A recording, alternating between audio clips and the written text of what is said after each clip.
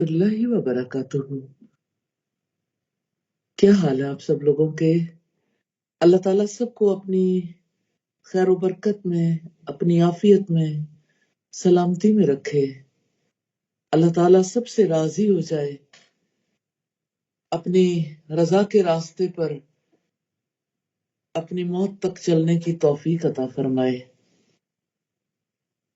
اللہ تعالیٰ سب کو خیر و سلامتی کے ساتھ، عافیت کے ساتھ اللہ سبحانہ و تعالیٰ کے راستے میں سفر کرنے کی توفیق عطا فرمائے۔ آمین ثم آمین۔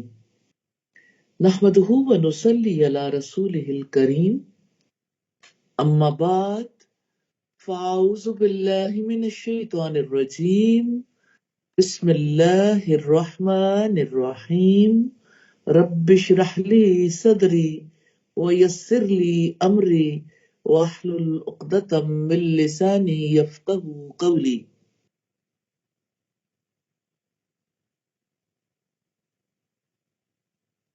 رب العزت کا فرمان ہے، فلولا نفر من كل فرقة منهم طائفة ليتفقهوا في الدين ولينذروا قومهم إذا رجعوا إليهم۔ اور ایسا کیوں نہیں ہوا کہ ان کے ہر گروہ میں سے کچھ لوگ نکلتے تاکہ وہ دین کی سمجھ حاصل کرتے اور تاکہ وہ اپنی قوم کو ڈراتے جب وہ ان کی طرف واپس جاتے۔ یعنی رب العزت نے یہ سمجھایا ہے کہ مسلمانوں کو یہ نہ چاہیے کہ سب کے سب نکل کھڑے ہوں، ایسا کیوں نہ کیا جائے کہ ان کی ہر بڑی جماعت میں سے ایک چھوٹی جماعت نکلے تاکہ وہ دین کی سمجھ بوجھ حاصل کریں، اور تاکہ جب یہ لوگ اپنی قوم کے پاس واپس جائیں تو ان کو اللہ سبحانہ و تعالیٰ کے احکامات سے آگاہ کریں۔ طلب علم ہر مسلمان پر فرض ہے، اور اللہ سبحانہ و تعالیٰ نے اس علم کو حاصل کرنے کے لیے نکلنے کو واجب قرار دیا ہے۔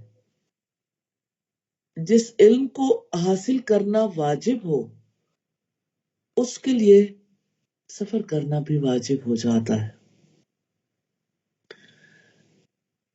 اگر سفر ایسا ہے جس کا حکم ہر شخص کے حسب حال اور جو علم وہ سیکھنے کا ارادہ رکھتا ہے اس کے مطابق مختلف ہے، اگر وہ علم فرض ہے، سفر کیے بغیر علم حاصل کرنا ناممکن ہے، تو پھر فرض ہے کہ وہ اس علم کو حاصل کرنے کے لیے سفر کرے، اور اگر وہ سفر نہیں کرے گا تو گناہ گار ہوگا۔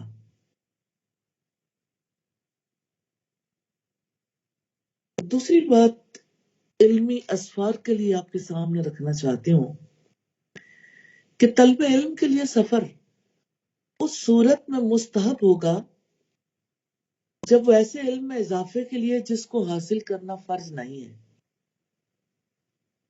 اور طلب علم کے لیے سفر اس صورت میں مکروہ ہوگا جب اپنے شہر میں رہتے ہوئے اس علم کو حاصل کرنا ممکن ہو، اور اس شخص کے سفر پر جانے کی صورت میں اس کے گھر والے اور اولاد تکلیف اٹھائیں۔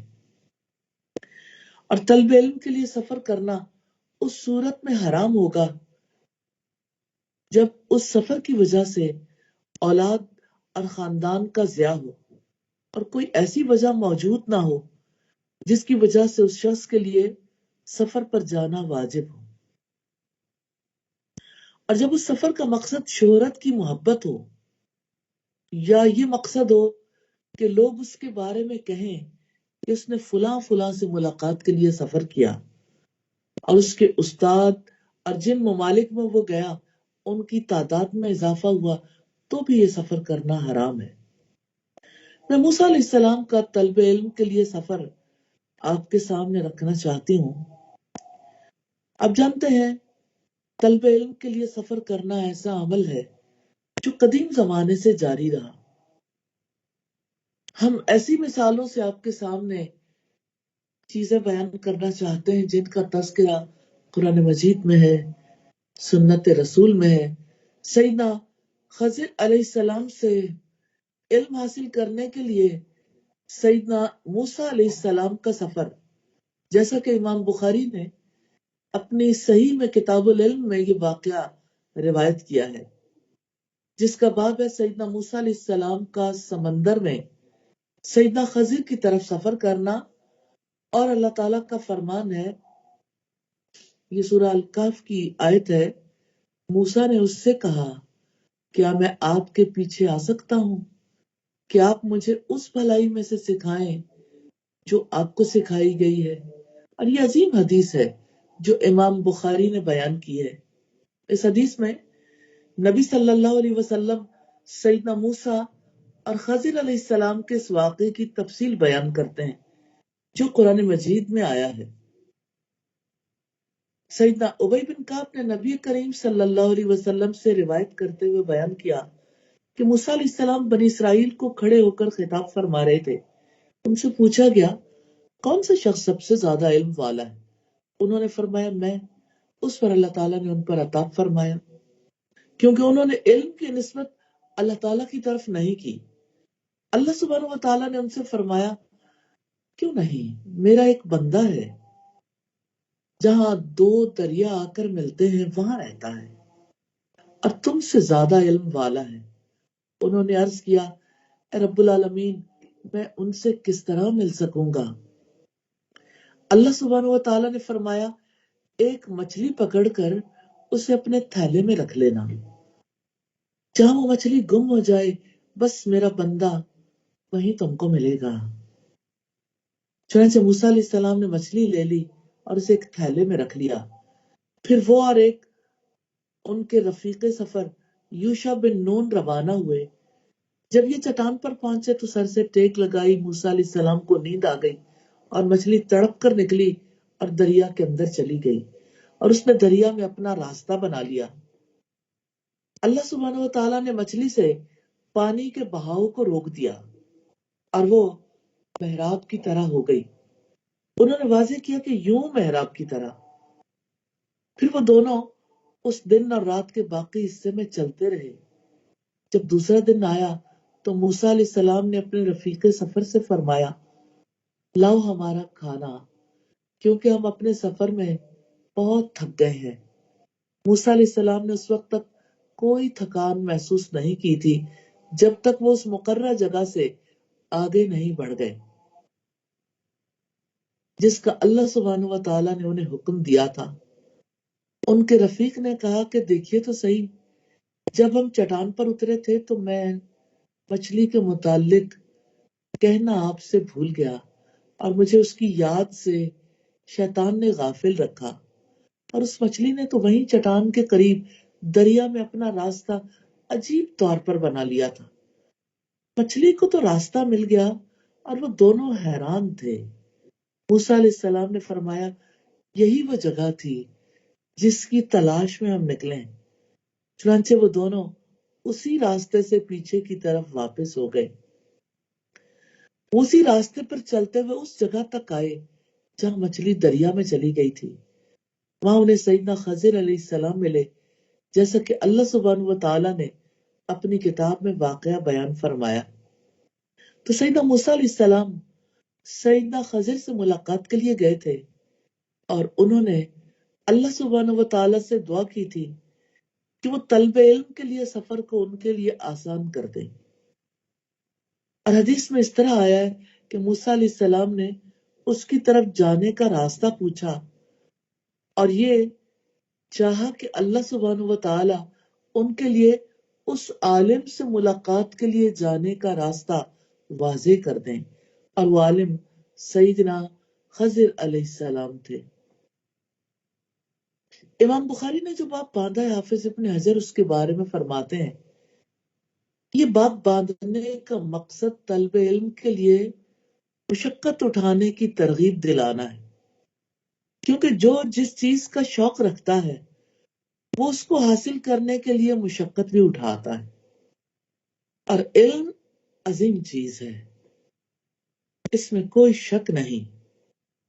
کہ یہ عظیم ہے، جلیل القدر ہے، جمیل ہے، ایسی عظیم نعمت ہے جس کی وجہ سے علم کو حاصل کرنے کے لیے اٹھائی گئی مشقتیں آسان ہو جاتی ہیں۔ وَكَذَلِكَ فَإِنَّ فِي هَذَا الْحَدِيثِ مِنَ الْفَوَائِدِ، اس حدیث میں بہت سے فوائد ہیں۔ طلب علم کے لیے سمندر میں سفر کرنا، بلکہ علم میں زیادتی کے لیے سمندر میں سفر کرنا، سفر کے لیے زیادہ راہ ساتھ لے جانا مشروع ہے، جیسے کہ سیدنا موسیٰ علیہ السلام مچھلی ساتھ لے گئے تھے، اور ہر حال میں تواضع کو لازم پکڑنا، اور جس سے علم حاصل کر رہے ہوں اس کے سامنے انتہائی خضوع اختیار کرنا۔ اسی وجہ سے سیدنا موسیٰ علیہ السلام سیدنا خضر سے ملاقات کی حرص رکھتے تھے۔ سیدنا موسیٰ علیہ السلام افضل تھے یا سیدنا خضر؟ اس میں کوئی شک نہیں کہ سیدنا موسیٰ علیہ السلام سیدنا خضر سے افضل تھے، اور اس میں بھی کوئی شک نہیں کہ سیدنا موسیٰ علیہ السلام اولو العزم پیغمبروں میں شامل تھے۔ سیدنا موسیٰ علیہ السلام کی فضیلت اور سیدنا خضر کے مقابلے میں ان کے بلند مرتبے نے انہیں اس بات سے نہیں روکا کہ وہ سیدنا خضر کی طرف سفر کریں۔ سیدنا موسیٰ کے پاس وہ علم نہیں تھا جو سیدنا خضر کے پاس تھا۔ اس علم کو حاصل کرنے کے لیے سیدنا موسیٰ علیہ السلام کا مشقت اٹھانا یقیناً ان کی تواضع کا ثبوت ہے۔ یقیناً انہوں نے اللہ سبحانہ و تعالی سے اس علم کو حاصل کرنے کے لیے دعا بھی کی اور اپنے علم میں اضافے کے لیے سفر کیا۔ تو سیدنا موسیٰ علیہ السلام نے ایک عالم سے علم حاصل کرنے کے لیے اپنے علم میں اضافے کے لیے سفر کیا۔ اور جب موسیٰ علیہ السلام نے اپنے خادم سے کہا، سورہ الکہف میں یہ بات آتی ہے کہ میں باز نہیں آؤں گا حتیٰ کہ 2 دریاؤں کے سنگم پر پہنچ جاؤں، اس سے سیدنا موسیٰ علیہ السلام کی کمٹمنٹ کا پتہ چلتا ہے۔ یہ سب انہوں نے اس عالم کی ملاقات، اس سے علم حاصل کرنے کی حرص میں کیا۔ پھر جب سیدنا موسیٰ علیہ السلام کی سیدنا خضر سے ملاقات ہوئی تو وہ ان کے ساتھ چل پڑے جیسا کہ شاگرد استاد کے ساتھ چلتا ہے، اور انہوں نے ادب سے سیدنا خضر سے فرمایا، هل اتبعک علی ان تعلمنی مما علمت رشدا۔ موسیٰ نے اس سے کہا، کیا میں آپ کے پیچھے آ سکتا ہوں؟ کیا آپ مجھے اس بھلائی میں سے سکھائیں جو آپ کو سکھائی گئی ہے۔ اب طریقہ کار دیکھیے، سب سے پہلے انہیں سلام کیا، پھر ان کے پیچھے چلنے کی اجازت لی۔ یقیناً وہ بلا اجازت ان کے پیچھے نہیں گئے۔ پھر کہا کہ آپ مجھے اس بھلائی میں سے سکھائیں جو آپ کو سکھائی گئی ہے۔ شیخ صالح المنجد کہتے ہیں، میں علم حاصل کرنے آیا ہوں،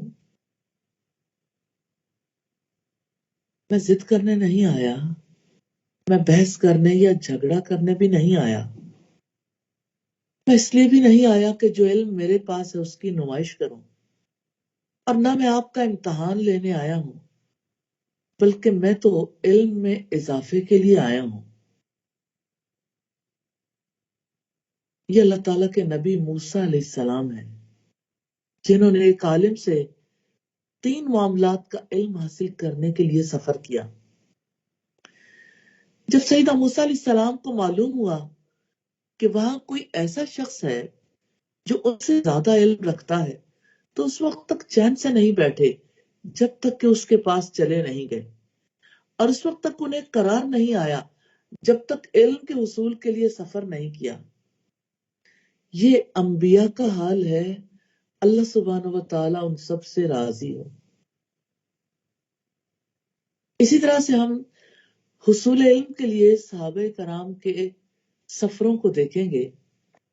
انبیاء کے بعد انہوں نے تو اللہ کے حکم کی تعمیل کرتے ہوئے حصول علم میں ایک مثال قائم کی، کیونکہ اللہ سبحانہ و تعالیٰ نے فرمایا، فَلَوْلَا نَفَرَ مِن كُلِّ فِرْقَةٍ مِّنْهُمْ طَائِفَةٌ لیتفقہوا فی الدین، لہذا عرب کے ہر علاقے سے لوگوں کی جماعت رسول اللہ کے پاس آتی اور ان سے دین کے بارے میں سوال کرتی اور دین کی سمجھ حاصل کرتی۔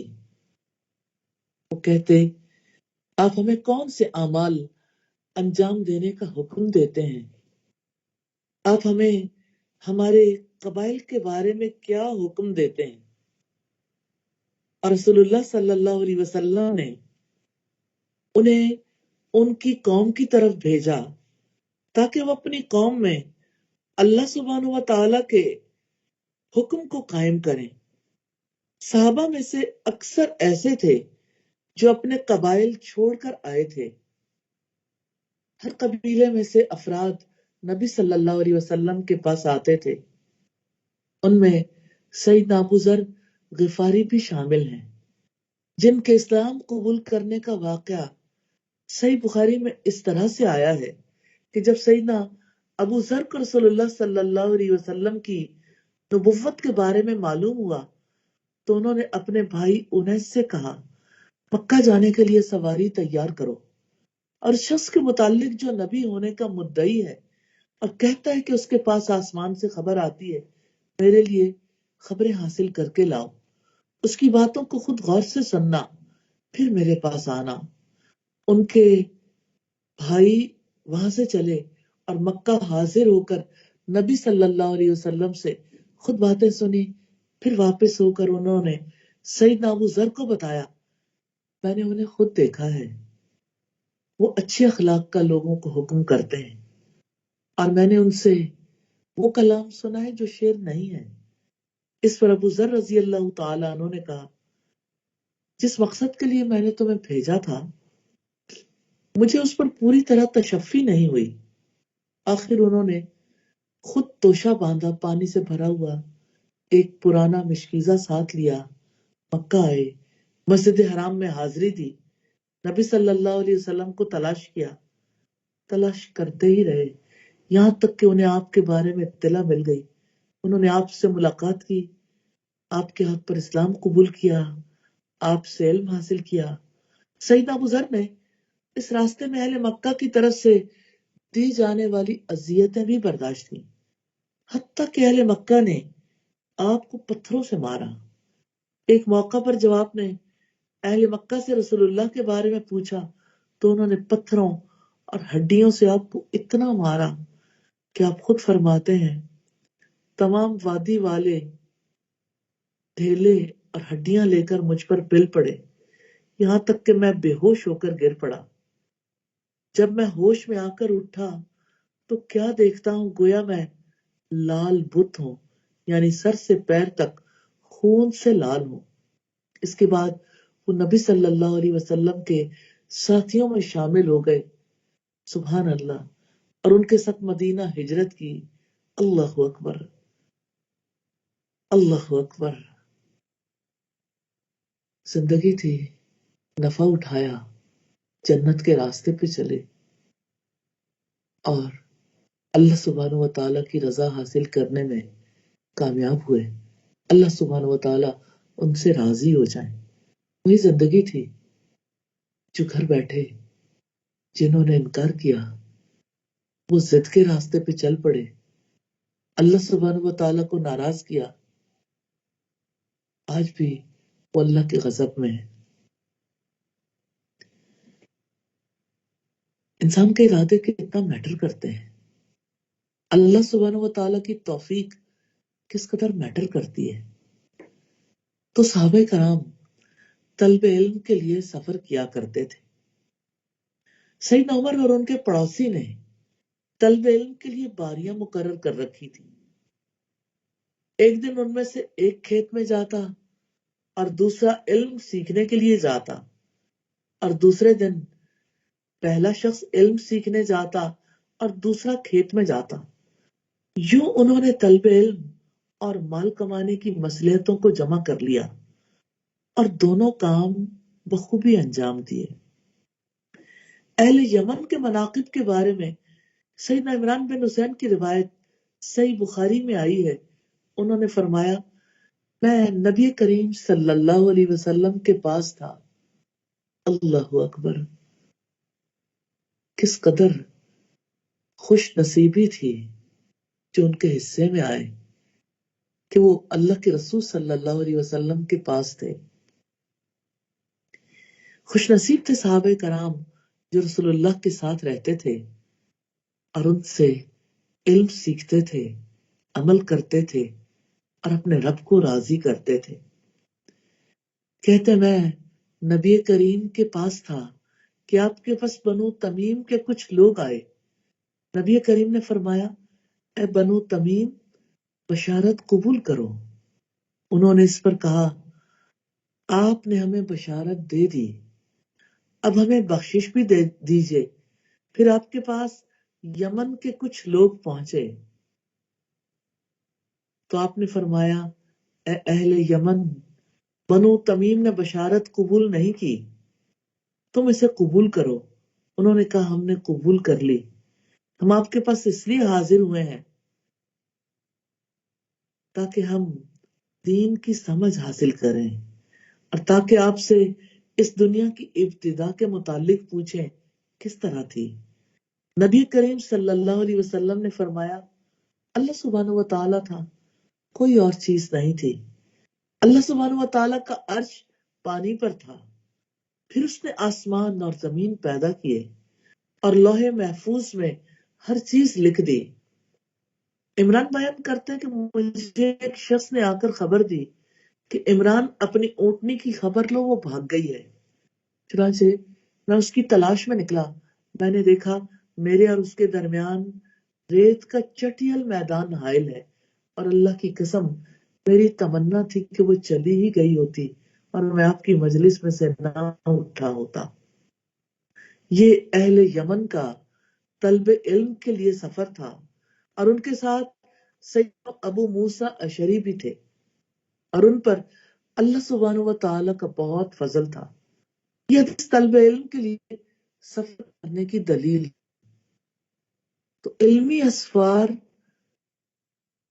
وہ لوگ کرتے ہیں جو علم حاصل کرنا چاہتے ہیں، اساتذہ کے پاس پہنچتے ہیں اور اساتذہ انہیں اللہ سبحانہ و تعالیٰ کے دیے ہوئے علم، فہم اور حکمت میں سے سناتے ہیں۔ پھر وہ واپس جا کر اپنے علاقے کے لوگوں کو وہ سب کچھ سناتے ہیں جو اپنے اساتذہ سے سیکھتے ہیں، اور اس طرح سے دین کی سمجھ عام ہو جاتی ہے۔ تو یہ سفر کتنے زیادہ اہم ہے، کس قدر زیادہ ان کا اجر و ثواب ہے۔ ہمیں یہ دیکھنے کی ضرورت ہے کہ اسلاف کے طلب علم کے لیے سفر کرنے کے اسباب کیا تھے۔ اسلاف نے حدیث کو جمع کرنے کے لیے سفر کیا تھا۔ یہ اتنا عظیم کام ہے جس کو بدقسمتی سے ہم کھو چکے۔ ان کے حصول علم میں سفر کی سب سے بڑی وجہ حدیث کو جمع کرنا تھا۔ وہ حدیث یاد کرتے تھے، سمجھتے تھے، اسے دوسروں تک پہنچاتے تھے، اس پر عمل کرتے تھے۔ کیوں نہ وہ ایسا کر، اور کیوں نہ ہم کریں کہ اللہ کے رسول صلی اللہ علیہ وسلم نے فرمایا، اللہ سبحانہ و تعالی آپ کو تر و تازہ کر دے، روشن کر دے، جس نے میری حدیث سنی، اسے یاد رکھا اور دوسروں تک پہنچایا۔ تو حدیث کے لیے سفر کرنا بہت بڑا سبب ہے، اور قرآن مجید ایک معلوم مجموعہ ہے، اسے اکٹھا کرنے کے لیے کسی سفر کی ضرورت نہیں۔ اس وقت ضرورت نہیں تھی کیونکہ وہ پہلے ہی جمع تھا۔ جبکہ حدیث کا معاملہ یہ تھا کہ صحابہ کرام کے مختلف علاقوں میں پھیل جانے کی وجہ سے حدیث مختلف شہروں میں پھیل گئی تھی۔ چنانچہ جب علماء نے حدیث کو جمع کرنے اور اس کی کتابت کرنے کا ارادہ کیا تو انہوں نے حدیث کو حاصل کرنے اور اسے جمع کرنے کے لیے سفر کیا۔ اگر ان میں سے کوئی شخص کسی کو یہ کہتے ہوئے سنتا کہ اس نے کوئی حدیث کوفہ میں فلاں آدمی سے سنی ہے، تو وہ شخص سفر کر کے کوفہ کے اس فلاں آدمی کے پاس جاتا تاکہ وہ اصل شیخ سے وہ حدیث سن سکے، تاکہ اس کی سند اعلیٰ یعنی نبی صلی اللہ علیہ وسلم کے قریب ہو سکے۔ اور یہ وہ کام ہے جس پر اب ہمیں اس زمانے میں حسرت ہے، کیونکہ حدیث کو جمع کرنے کا کام ختم ہو چکا۔ اسی طرح حدیث کو جمع کرنے کے لیے سفر کرنے کا سلسلہ بھی ختم ہو چکا، کیونکہ حدیث کی تدوین ہو چکی۔ اب تو ہم صرف دل میں سوچ سکتے ہیں کاش ہم ان کے ساتھ ہوتے تو ہم بھی عظیم کامیابی حاصل کرتے۔ اب تو سفر اس مقصد کے لیے ہوں گے کہ اللہ کی کتاب کو سمجھا جائے، حدیث رسول کو سمجھا جائے، جو آپ کا طریقہ ہے آپ کی سنتوں کو سیکھا جائے، سمجھا جائے، اس پر عمل کرنے کو سیکھا جائے، اور جو زندگی آپ صلی اللہ علیہ وسلم نے گزاری، جو صحابہ کرام نے گزاری، جس طرح انہوں نے حق بات کو خود سیکھا، لوگوں تک پہنچایا، اسی طرح سے آج وہ تمام کام کرنے سیکھنے ہیں جس کی وجہ سے اللہ سبحانہ و تعالیٰ نے یہ راستہ ہمارے لیے آسان کر دیا۔ کیونکہ جو شخص علم کے راستے پہ چلتا ہے، نبی صلی اللہ علیہ وسلم نے فرمایا اللہ سبحانہ و تعالیٰ اس کے لیے جنت کا راستہ آسان کر دیتا ہے۔ تو اپنے ارادے، اپنی نیتیں درست کر لیجئے اور علم کے میدان میں اسی طلب اور تڑپ کے ساتھ سفر کیجئے جس طلب کے ساتھ صحابہ کرام نے سفر کیا۔ سیدنا جابر بن عبداللہ نے ایک حدیث کے سما کے لیے سیدنا عبداللہ ابن انیس کی طرف 1 ماہ کا سفر کیا، جیسا کہ امام بخاری نے الادب المفرد میں باب المعانقہ میں سیدنا عبداللہ بن محمد بن عقیل کی روایت بیان کی۔ انہوں نے کہا کہ میں سیدنا جابر بن عبداللہ کو یہ فرماتے ہوئے سنا کہ مجھے نبی صلی اللہ علیہ وسلم کی ایک حدیث کے بارے میں پتا چلا کہ وہ نبی صلی اللہ علیہ وسلم کے کسی صحابی کے پاس ہے، تو میں نے ایک اونٹ خریدا، اپنی سواری پر 1 مہینے کا سفر طے کر کے ان کے پاس شام پہنچا۔ پتہ چلا وہ صحابی سیدنا عبداللہ ابن انیس رضی اللہ تعالی عنہ تھے۔ میں نے پیغام بھیجا کہ جابر تمہارے دروازے پر آیا ہے۔ قاصد واپس آیا تو اس نے کہا جابر بن عبداللہ؟ میں نے کہا ہاں۔ سیدنا عبداللہ ابن انیس باہر نکلے، مجھے گلے لگا لیا۔ میں نے کہا مجھے ایک حدیث کا پتہ چلا ہے جو میں نے نہیں سنی، مجھے خدشہ گزرا کہ آپ کو یا مجھے موت آ جائے اور میں براہ راست نہ سن سکوں۔ انہوں نے کہا میں نے نبی صلی اللہ علیہ وسلم کو فرماتے ہوئے سنا اللہ سبحانہ و تعالی لوگوں کو اس طرح جمع فرمائے گا کہ وہ ننگے بدن ہوں گے، بغیر ختنوں کے ہوں گے اور وہم ہوں گے۔ میں نے عرض کیا وہم کا کیا مطلب ہے؟ تو آپ نے فرمایا ان کے پاس کوئی چیز نہیں ہوگی، پھر اللہ تعالیٰ انہیں آواز دے گا جو ہر دور نزدیک والا اس کو برابر سنے گا، میں ہی بادشاہ ہوں۔ کوئی جنتی جنت میں داخل نہ ہوگا جب تک کہ اس پر کسی جہنمی کا کوئی حق باقی ہے، اور کوئی دوزخی اس وقت تک دوزخ میں داخل نہیں ہوگا جب تک اس پر کسی جنتی کا حق ہے۔ میں نے عرض کیا حقوق کی ادائیگی کیسے ہوگی جب کہ ہم اللہ سبحانہ و تعالیٰ کے پاس کپڑوں سے ننگے ہوں گے اور اس کے علاوہ بھی کوئی چیز نہ ہوگی؟ آپ نے فرمایا نیکیوں اور برائیوں سے لین دین ہوگا۔ اللہ اکبر۔ اس حدیث سے ثابت ہوتا ہے کہ اگرچہ صحابہ کرام نبی صلی اللہ علیہ وسلم کی صحبت میں رہے تھے، انہوں نے ان سے احادیث سنی تھی، لیکن وہ مزید سننے اور براہ راست سننے کی طلب رکھتے تھے۔ حدیث جس کے لیے وہ سفر کرتے تھے وہ اس کی قدر و قیمت بھی خوب پہچانتے تھے۔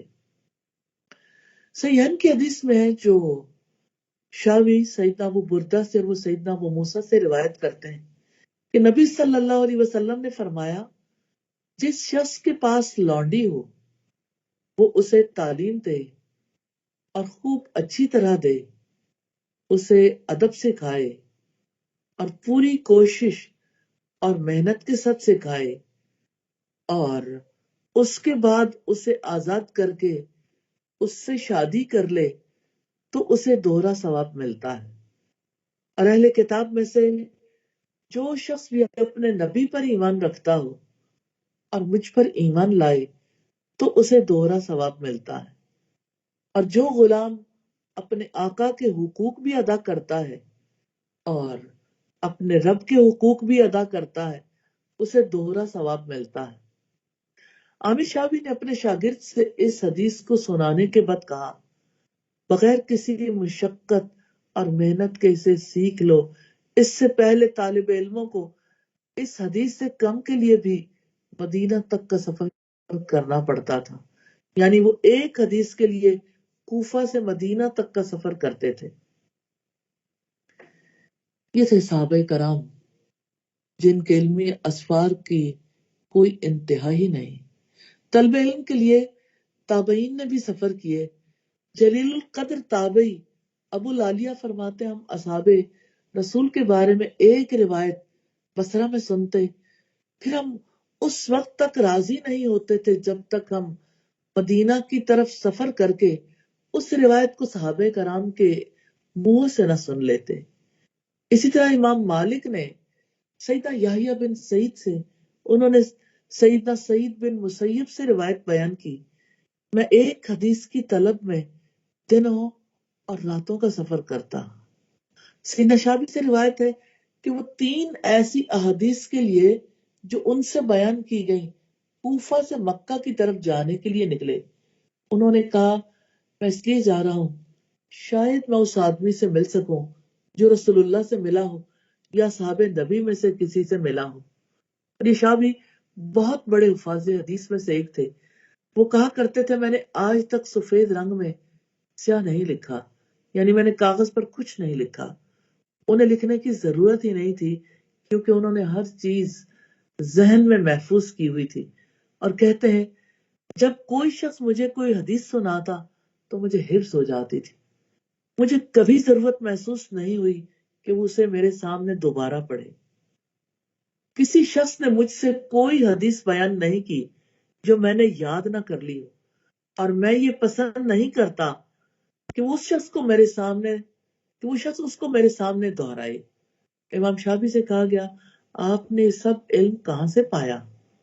انہوں نے کہا، اعتماد کی نفی کر کے، انحصار کی نفی کر کے میں نے کسی پر انحصار نہیں کیا، اور شہروں کی سیر کر کے، حدیث اور علم کی طلب میں سفر کر کے، اور جمادات یعنی بے جان چیزوں کی طرح صبر کر کے۔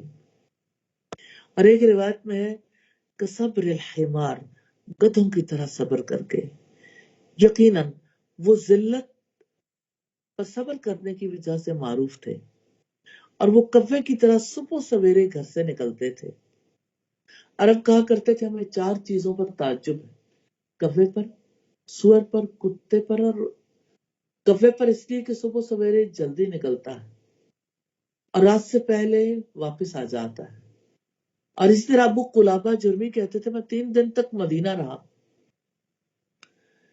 مجھے اس کے سوا کوئی حاجت نہیں تھی کہ وہ شخص آ جائے جس کی حدیث مجھے پہنچی تھی۔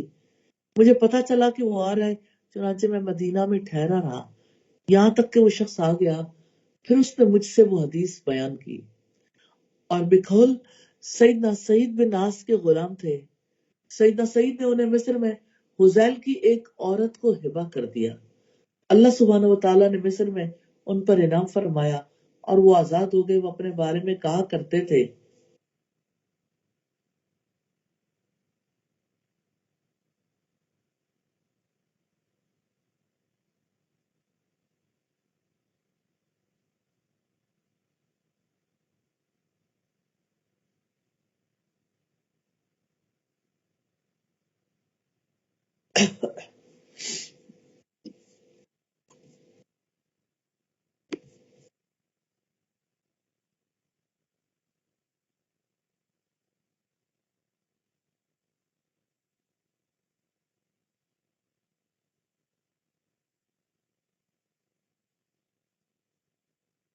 تو بات یہ ہے کہ صحابہ کرام کے ساتھ ساتھ تابعین بھی سفر کیا کرتے تھے. سیدنا عبداللہ بن عمر رضی اللہ تعالی عنہما کہتے ہیں کہ نبی صلی اللہ علیہ وسلم نے فرمایا اللہ سبحانہ و تعالیٰ کے نزدیک سب سے بہتر وہ دوست ہے جو لوگوں میں اپنے دوست کے لیے بہتر ہے. یعنی جب آپ کسی کے ہمراہ ہوں، کسی دوست کے ساتھ ہوں، تو آپ اس کا خیال رکھیں، سفر میں بھی حضر میں بھی آپ اس کی خدمت کریں، آپ اس کے سامنے تواضع اختیار کریں اور آپ اس کے لیے اپنی جانب سے ہر سہولت پیدا کرنے کی کوشش کریں. سفر کے لیے یہ بات ذہن میں رکھیے گا کہ ایک وہ سفر تھا جو صحابہ کرام کیا کرتے تھے اور ایک یہ سفر ہے جسے اللہ سبحانہ و تعالیٰ نے کرنے کا آپ کو موقع دیا. سفر کی دعائیں کر کے نکلنا ہے، راستے کے آداب کو پیش نظر رکھنا ہے اور اس کے لیے اپنے گروپس بنا لیجئے. وہ گروپ جو آپ کے مقام سے نکلے گا ہر روز، کبھی کوئی یونٹس کا گروپ ہوگا، کبھی ٹیچرز کا گروپ ہوگا اور کبھی اسٹوڈنٹس کا گروپ. اس کے انچارجز بھی مقرر کریں جو لوگ ان کو مشترکہ طور پر لے کر آئیں گے اور واپس لے کر جائیں گے. اور اسی طرح سے راستوں میں انہیں کوئی نہ کوئی علمی چیز سنائیں گے. کتنے ہی واقعات جو اس سفر میں سنائیں گے تو لوگوں کے لیے بہت ہی خوبصورت یادیں بن جائیں گی. ان اسوار میں آپ صحابہ کرام کے واقعات سنا سکتے ہیں، سیرت کے واقعات سنا سکتے ہیں، آپ ان میں احادیث سنا سکتے ہیں، آپ ان میں مجالس کے آداب سکھا سکتے ہیں. اور جب اکٹھے رہنا ہو تو اکٹھے رہتے ہوئے وہ تمام معاملات جو درپیش ہونے ہیں، مثال کے طور پر جیسے جس جگہ پہ آرام کرنا ہے اور جس جگہ جا کے بیٹھنا ہے، ہر ایک کے اپنے اپنے تقاضے ہیں. تو آپ اپنے بچوں کو بھی باقی لوگوں کو ڈسپلن سکھائیے اور شکوے کرنے سے گریز کرنا سکھائیے، صبر کرنا سکھائیے، شکر ادا کرنا سکھائیے اور یہ بتائیے انہیں کہ سفر مشقت کا نام ہے. تو سفر کرنے والا اردو میں بھی سفر کرتا ہے، انگریزی میں بھی سفر کرتا ہے. تو سفر وسیلہ ظفر ہے اور ظفر کامیابی کو کہتے ہیں اور کامیابی وہی ہے جو دنیا اور آخرت کی کامیابی ہو. تو آپ جب نکلیں تو لوگوں کو اس بات کی تلقین کریں کہ وہ زیادہ خاموش رہیں اور باتیں کم کریں. اور جب روزانہ 4 گھنٹے کا باتوں کا سیشن آئے گا تو اس وقت بھی ڈسپلن کے ساتھ بات چیت جاری رکھیں. آپس کی بات چیت کی بجائے جس مقصد کے لیے آئے ہیں اس کو پیش نظر رکھیے. جب کبھی رسول اللہ کے پاس وفود آتے تھے تو وہ آپس میں باتوں کے لیے نہیں آتے تھے. ان وفود کی آمد کا مقصد خاص تھا.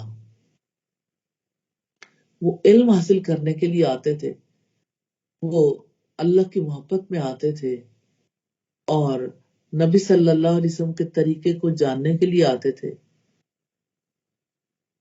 اللہ سبحانہ و تعالیٰ سے دعا ہے کہ ہمیں اپنی پسند کے طریقے بھی سکھا دے، رسول اللہ کی سنت پر چلنے کی توفیق عطا فرما دے اور ہم میں سے ہر ایک کو توفیق دے کہ وہ قرآن کے مشن کے لیے، اجتماعی تقاضوں کو پورا کرنے کے لیے سفر ضرور کریں. آمین ثم آمین. اللہ پاک ایسا ضرور کر دیں. آپ کو آپ کی آمد سے پہلے خوش آمدید کہتی ہوں، اہلا وسہلا مرحبا۔ رسول اللہ نے فرمایا تھا جب آپ کے سامنے کوئی شخص علم نہیں یہ کہہ کر آیا کہ میں طلب علم کے لیے آیا ہوں، تو آپ نے فرمایا مرحبا، طالب علم کے لیے خوش آمدید ہے۔ تو طالب علم اگر واقعی طالب علم ہو، خوش آمدید، اہلا و سہلا مرحبا۔ اللہ سبحانہ و تعالی ایسا کر دیں کہ ہم فوکسڈ رہیں، ہم اپنے مقصد کو اچیو کر کے جائیں۔ یاد رکھیے گا جب علمی سفر کرنے ہو سامان مختصر رکھتے ہیں، مختصر سامان، ایک سوٹ ساتھ رکھ لیجیے، اپنی ضرورت کی کوئی میڈیسن ہے یا ضرورت کی چند ایک اشیاء، ڈائری، ایک پین۔ اور آپ یہ دیکھیے کہ ہالس میں اتنی گنجائش نہیں ہوگی کہ آپ کے ساتھ آپ کا بیگ بھی اور باقی اشیاء بھی بیٹھ جائیں۔ جتنے افراد ہوں گے اگر اتنے ہی بڑے بیگ ہوں گے تو کافی لوگوں کا حق مارا جائے گا جو اندر بیٹھ نہیں پائیں گے۔ تو مجھے امید ہے کہ آپ لوگ جب اپنے جگہ جہاں ٹھہریں گے وہاں سے نکلیں گے تو مختصر مختصر چیز ساتھ لے کے نکلیں گے۔ آپ چھوٹا کوئی ایسا پاؤچ یا ایسا کوئی بیگ ہلکا سا لے لیجیے جس کے اندر آپ کی ڈائری، پین اور موبائل آ جائے، لیکن موبائل آف کر کے بیٹھنا ہے۔ جس وقت آپ کو آن کرنے کے لیے کہیں گے، آپ سے کوئی چیز ہم نے فل کروانی ہو، آپ کا کوئی کوئز ہو رہا ہو، آپ کی کوئی ایسی چیز ہو، اس وقت پہ آپ اسے فل ضرور کریں گے، کیونکہ ایسا امکان موجود ہے کہ ہر شخص کے لیے یعنی ایک جائزہ سیشن ہوگا جس میں اس نے جو کچھ سیکھا ہوگا اس کو وہ فل کرے گا، اور پھر یہ کمپٹیشن اپنے اختتام کو بھی پہنچے گا اور ہر سیشن کے الگ الگ مارکس ہوں گے، اور اسی طرح سے پھر کلی طور پر بھی پتہ چلے گا کہ کون سب سے زیادہ شوق رکھنے والا تھا، الحمدللہ۔ اور اسی طرح سے جب آپ انشاءاللہ یہاں ہوں گے تو آپ کی وجہ سے دوسروں کو بھی سیکھنے کا موقع ملے گا انشاءاللہ، جب آپ شیئر کریں گے۔ اور اپنے ساتھ اپنی خوبصورت یادیں لے کر آئیے، جن یادوں کو ہم ہر شام میں انشاءاللہ تعالی شیئر کریں گے۔ تو جیسے باقی سیشنز ہوں گے ایسے ہی باتوں اور ملاقاتوں کے لیے بھی سیشن ہوگا۔ تو یہ آپس کی بات چیت جو ہے یہ irrelevant نہیں ہونی چاہیے، یادوں پر مبنی، علمی حوالے سے اور عملی حوالے سے اور ذاتی تعلق کے حوالے سے اور النور کے ساتھ وابستگی کے حوالے سے ہونی چاہیے۔ اللہ سبحانہ و تعالی ہم سب کو بہترین انداز میں اس وقت سے فائدہ اٹھانے کی توفیق عطا فرمائے۔ اللہ سبحانہ و تعالی سب کو اپنی عافیت میں، اپنی رحمتوں برکتوں میں رکھے، شوق سے آئیں، خوشی سے آئیں اور عافیت، اطمینان اور رحمتوں برکتیں سمیٹ کر واپس جائیں۔ آمین ثم آمین۔ سبحانک اللہم و بحمدک، نشہد ان لا الہ الا انت، نستغفرک و نتوب الیک۔ السلام علیکم ورحمۃ اللہ وبرکاتہ۔